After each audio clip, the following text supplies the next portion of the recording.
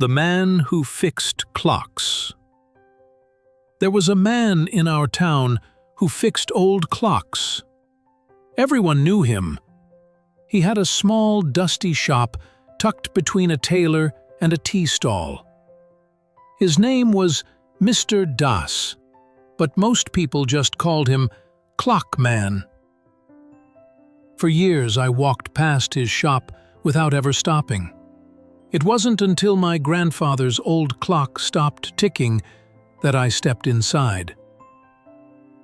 The inside of the shop was like stepping into another time. Wooden cuckoos, brass pendulums, and porcelain dials hung from the walls. Everything ticked at once, but not in sync. It sounded chaotic, yet somehow calming. Mr. Das sat behind a wide oak table, peering into the belly of a wall clock. He was thin, hunched, and wore glasses that made his eyes look too big for his face. I placed my grandfather's clock on the counter. It was heavy, carved from dark wood, with a golden face. I explained that it had belonged to my grandfather and had stopped working last week. Mr. Das nodded but said nothing. He picked it up gently, like he was holding something alive. "I'll fix it," he said. "Come back in 2 days." When I returned, the clock was working again. Its ticking sounded just like I remembered from my childhood visits. It was strangely emotional. I paid him, thanked him, and left.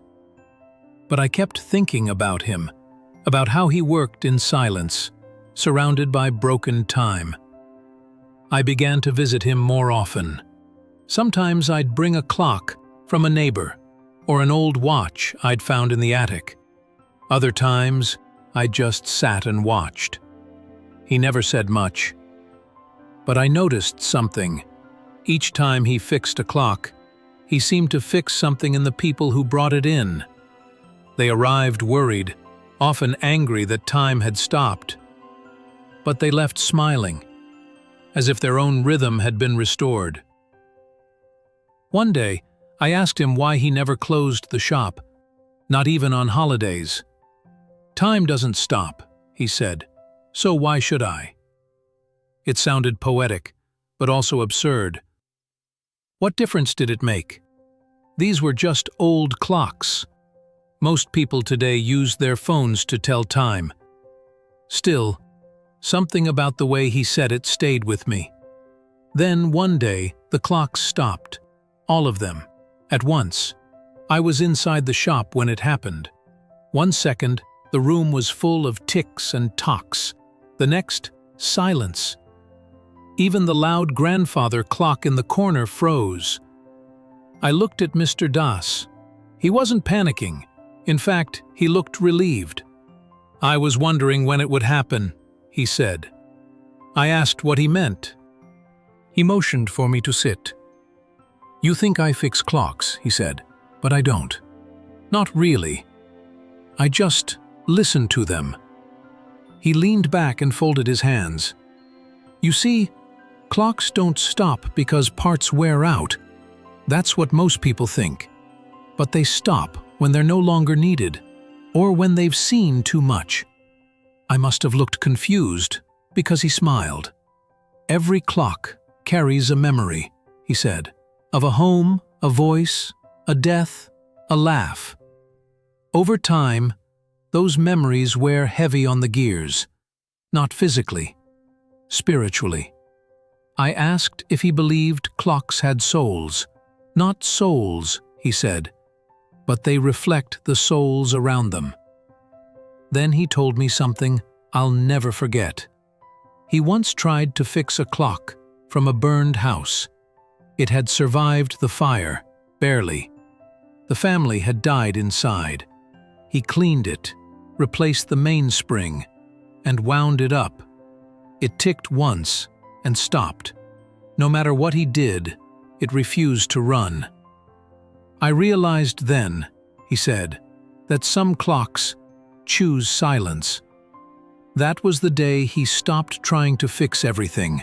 He started listening instead, to the history, to the silence, to the stories hidden in the pause between seconds.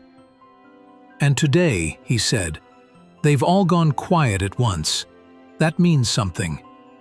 I didn't know what to say. I felt like I'd stepped into a story that hadn't been written yet. Mr. Das stood and gently touched the face of my grandfather's clock. "It's done now," he said. "Its work is complete." I took the clock home. It never ticked again, but it didn't matter. Years have passed since then. Mr. Das passed away quietly in his sleep. His shop is closed now, windows covered in dust. No one ever reopened it. No one ever tried to. I still have my grandfather's clock. It sits on a shelf in my living room. It doesn't tell time, but I look at it every day. It reminds me of something I didn't understand back then. Not everything broken needs fixing. Some things are complete just as they are. Sometimes, silence is not absence, but peace. The lesson wasn't about clocks. It was about letting go. We live in a world obsessed with speed, with fixing, with restoring what once was. But maybe the truth is, not everything that stops is a failure. Maybe stopping is simply another form of arrival. And in that quiet, we might finally hear what time has been trying to say all along.